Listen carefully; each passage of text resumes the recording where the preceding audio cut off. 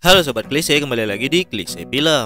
Setelah lama vakum karena memperingati Hari Kemerdekaan Republik Indonesia yang kita cintai ini, kali ini kita akan kembali dengan sebuah film yang mungkin tidak asing lagi di telinga kalian, yaitu Mission Impossible pertama, di mana nantinya diceritakan sebuah agen rahasia yang bernama IMF yang sedang melaksanakan sebuah tugas yang sangat beresiko, dan terjadilah sebuah bencana. Bencana yang dimaksud adalah satu persatu agen rahasia tersebut tewas dengan cara yang sangat mengenaskan. Tetapi masih tersisa satu agen lagi yang tidak disangka-sangka. Agen yang masih hidup ini merupakan agen yang terlatih dan sangat piawai sampai-sampai dia berhasil mengungkap siapa pelaku pembunuh teman-temannya. Dengan sedikit aksi nekat yang akan membuat Anda jantungan dan berdebar-debar, agen yang tersisa ini nantinya dibantu oleh seseorang yang juga menjadi sohib selamanya. Bagaimanakah aksi si agen rahasia ini yang diperankan oleh aktor ganteng idaman ibu-ibu, siapa lagi kalau bukan Tom Cruise? Yuk kita saksikan bersama-sama. Check it out.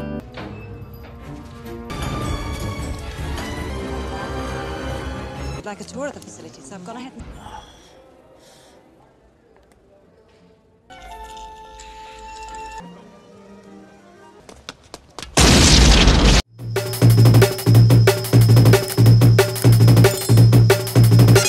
Di awal film terlihat seseorang yang sedang menonton sebuah televisi di mana di sana terdapat seseorang yang sedang berlumuran darah. Dan juga ada bapak-bapak yang menggunakan singlet. Setelah itu ada pelayan masuk dan memberikan sebuah minuman yang akhirnya menewaskan bapak-bapak tersebut. Sampai terlihat seperti adegan sebuah film yang dimana ternyata pria yang tadi merupakan seorang agen mata-mata yang sangat jenius yang menolong wanita tersebut. Dan inilah Mission Impossible.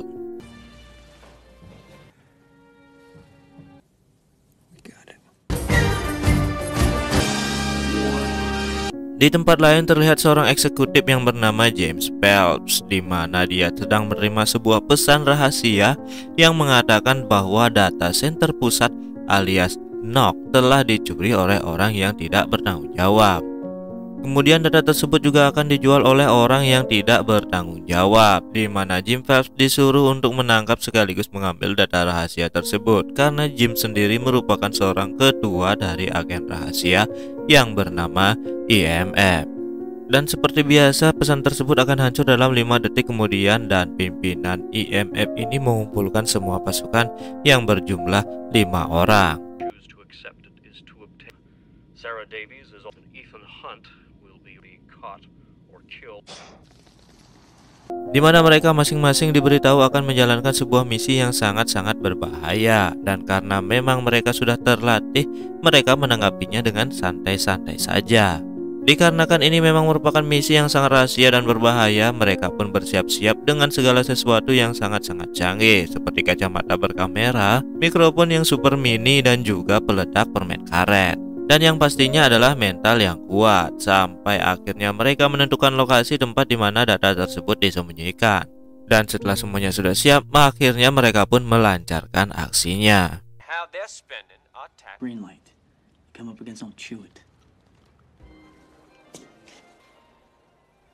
Ethan yang pada waktu itu menyamar sebagai pemilik perusahaan dengan asistennya yang menyelinap ke sebuah ruangan rahasia untuk membuntuti orang yang dipercaya telah mengambil data NOC tersebut.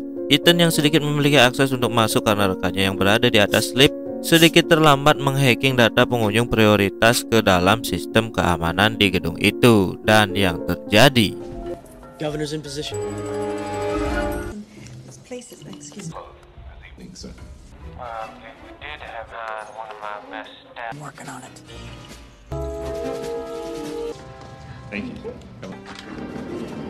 Setelah mereka masuk, Sarah yang menaruh kacamata guna memantau bahwa data itu sudah dipastikan berpindah ke sebuah flashdisk, dan Ethan yang menggeser komputer guna melihat password yang digunakan untuk mengakses data tersebut.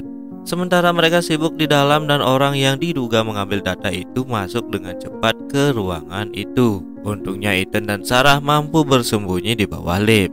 Ethan dan Max yang keluar ruangan dan memantau pergerakan si target, dan tiba-tiba masalah terjadi dengan salah satu rekannya yang berada di atas lift. Ketika dia akan keluar, lift itu pun macet dan tidak dapat diakses, yang menyebabkan rekan Ethan itu pun tamat di tempat.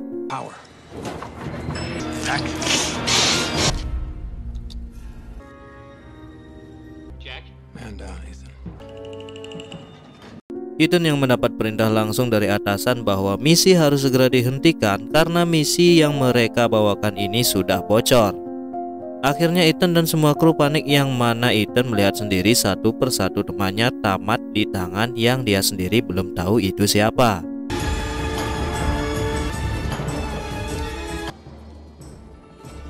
Cut all radio communication.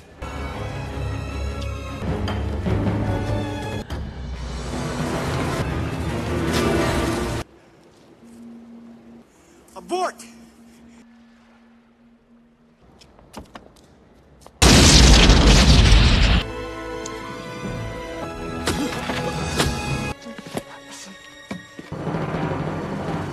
Ethan yang sangat ketakutan dan sangat panik menuju ke sebuah telepon box dan menelpon seseorang yang sepertinya itu merupakan CIA, atasan dari tim EMF itu sendiri. Dan setelah itu Ethan menemui orang yang bernama Kitrid. Kitrid yang menjelaskan kepada Ethan dia secara sembunyi-sembunyi membawa agen EMF lainnya yang dalam misi sebenarnya adalah mencari seseorang yang berkhianat dalam EMF yang diketahui bernama Max. Dan data NOC yang sebenarnya masih tersimpan di suatu tempat yang sangat aman, yang mana data yang dibawa Max si pengkhianat itu adalah data pancingan yang berisi sebuah alat pelacak. Ethan yang mendengar semua itu dengan pelan-pelan mengambil permen karet peledaknya yang ada di saku, dan setelah semuanya tegang tiba-tiba With over 120 grand in a very expensive proposition here onto a plane. All right, Hunt. Enough.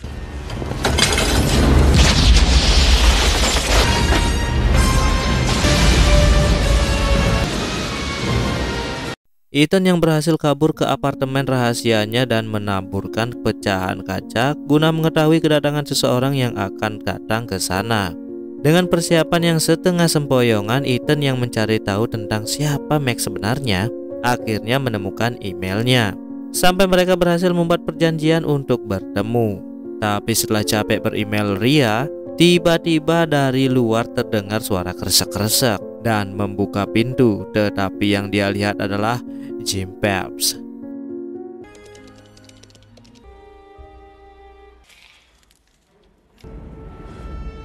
Jim Phelps yang sudah berlumuran darah, dan setelah Ethan menarik tangannya, ternyata itu adalah salah satu dari rekan EMF yang masih hidup bernama Clary. Sambil mengacungkan pistol dan menginterogasi layaknya satpam airport, Clary yang pasrah, dan akhirnya Ethan pun percaya kepada Clary yang sedang ada di pihaknya.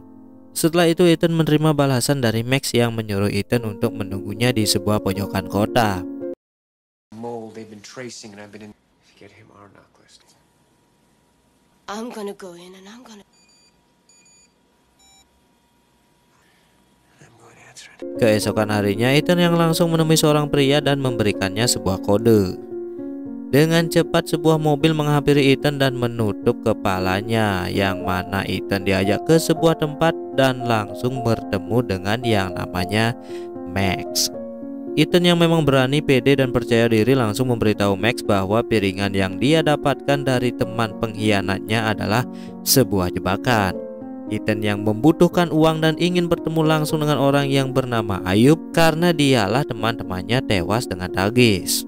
Max yang tidak percaya dengan kata-kata Ethan karena Ethan meminta sejumlah uang dan berjanji akan memberikan data NOC yang asli, di mana Max yang keras kepala memulai untuk mengunduh data-data yang dia dapatkan kemarin.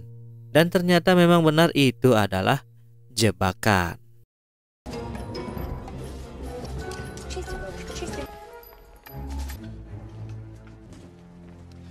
All the local authorities, we can Looked past customs and we taught them to do it for just make him come to us. You squeeze. Sampai akhirnya Max berterima kasih kepada Ethan karena telah memberitahunya tentang disk tersebut. Ethan yang kembali ke apartemennya bersama Clary menemui orang-orang yang menurut Ethan adalah seseorang yang sangat-sangat profesional, yang dia akan ajak untuk meretas data NOC yang asli yang keamanannya itu super ketat. Yang pertama, data itu hanya bisa diakses oleh satu orang yang menggunakan pendeteksi suara dan kombinasi 6 password angka untuk membuka pintu awal. Yang kedua adalah membuka pintu dengan menggunakan scan retina dan kunci kartu double yang hanya penjaganya saja yang memilikinya. Dan yang paling ekstrim adalah di dalam ruangan itu sendiri ada pendeteksi suhu, lubang angin dengan laser, dan jika orangnya keluar lantai langsung berubah menjadi alarm yang membuat setetes air pun jatuh sirine langsung berbunyi. Memang data NOC ini adalah data yang sangat-sangat penting yang merupakan kerangka dari agen rahasia yang ada di Amerika Serikat. Dan dengan penuh keraguan Luther dan Franz yang menanyakan sekali lagi kepada Ethan, "Are you sure?"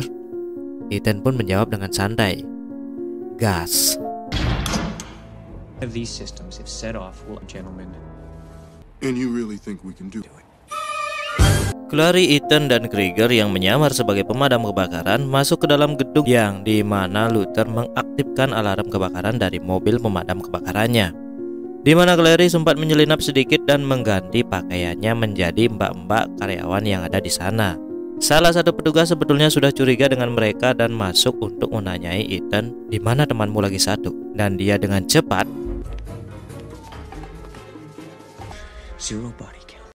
Clary yang menyelinap mengikuti penjaga data tersebut dan menaruh alat pelacak dan sedikit memasukkan obat pemules perut. Tujuannya tidak lain dan tidak bukan agar ada waktu untuk Ethan dan Krieger mengambil data NOC tersebut.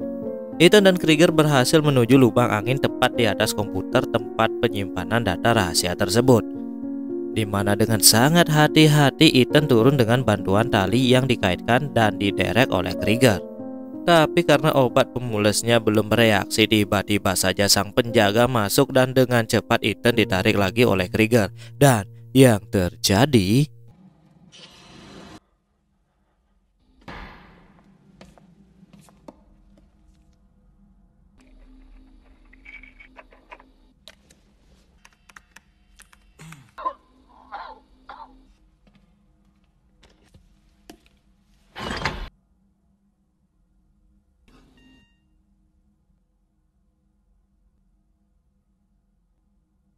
setelah obat itu beraksi, Ethan yang menaruh pengatur suhu dan juga mulai pelan-pelan mengambil data itu. Tetapi musibah lain muncul, yaitu kalian tahu itu apa? Tikus.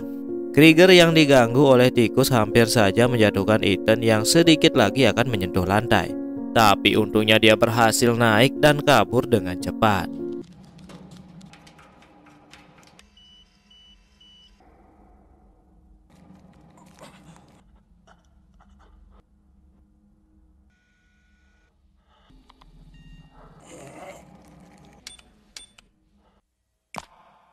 The vault. One red. Toast.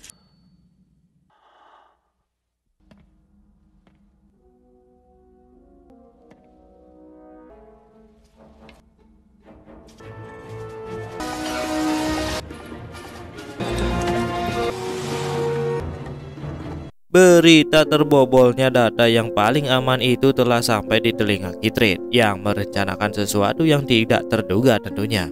Dalam persembunyiannya, Krieger yang memang songong dan hanya ingin memberitahu Ethan bahwa bagiannya harus cepat diberi, dan Krieger mengambil kepingan CD yang sudah berisi data NOC malah dikecohkan oleh aksi Ethan yang bermain sulap di depannya. Kasih paham si Krieger ini.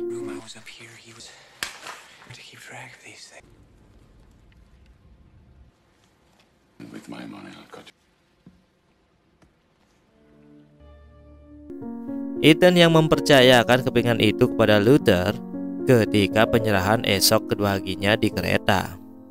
Setelah itu, Ethan yang mendengar berita di televisi bahwa ibunya telah ditangkap dengan tuduhan menyembunyikan narkoboy, di mana pada malam itu juga Ethan pergi ke telepon umum terdekat untuk mengkonfirmasi ke Kitrit bahwa caranya mengetahui keberadaan Ethan sangatlah di luar nalar. Kitrit yang mencoba melacak Ethan, tetapi yang dia lacak adalah orang yang jenius. Ya gagallah si Kitrit ini melacak Ethan kan. Tetapi setelah itu Ethan yang tercengang melihat seseorang bapak-bapak ketika balik badan, dan ternyata dia adalah Jim Phelps yang pada kejadian mata-mata dulu diduga telah tewas tertembak. Jim Phelps yang mencoba memberitahu Ethan bahwa pengkhianat sebenarnya adalah Kitrit. Tetapi Ethan yang memflashback semuanya melihat secara jelas bahwa yang melakukan itu adalah Jim Phelps.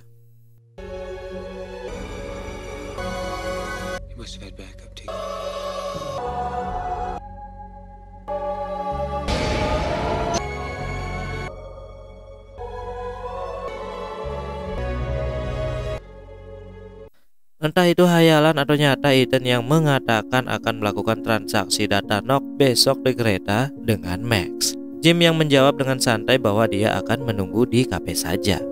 Keesokan harinya, Max yang sudah siap di dalam kereta dan Luther bersiap untuk memberikan CD tersebut kepada Max. Tetapi dia memiliki alat perusak sinyal yang dibawanya supaya Max tidak bisa mengunduh data Knox tersebut. Luther yang melihat Catherine masuk tentunya membuat dia sangat panik, sehingga Luther pergi ke toilet tetapi dia melupakan HP-nya, dan itu menyebabkan kecurigaan terhadap anak buah dari Max dan mengikutinya. Clary yang juga pergi dari tempat itu terlihat oleh Catherine dan langsung mengikutinya. Ketika Clary masuk ke gerbang belakang, ternyata orang yang dia temui adalah Jim Phelps. Setelah Clary yang mengajak Jim untuk segera mengambil uangnya dan mengatakan bahwa tidak ada orang yang mengetahuinya hidup kembali, ternyata itu adalah Ethan yang menyamar.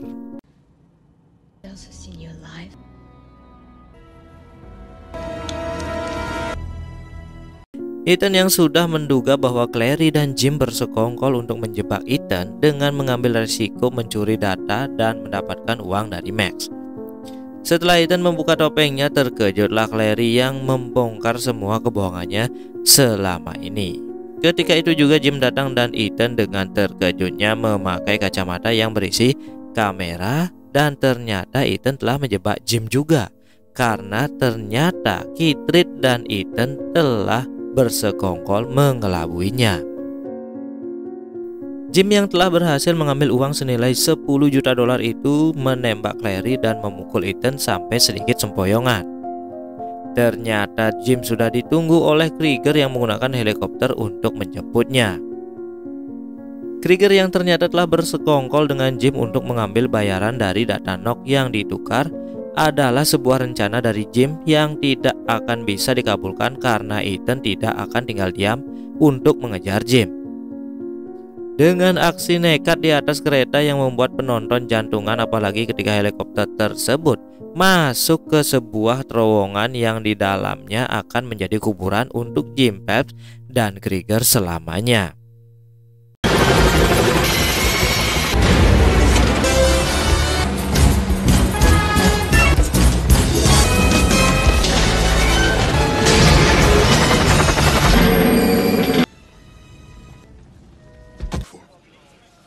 Akhirnya yang tersisa hanya Ethan dan Luther saja, yang nantinya Ethan dan Luther ini akan beraksi kembali dengan aksi yang lebih gila lagi.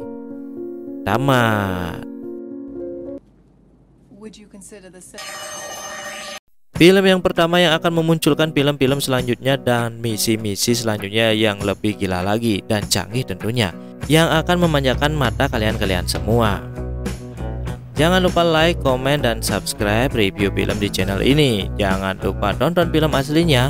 Terima kasih.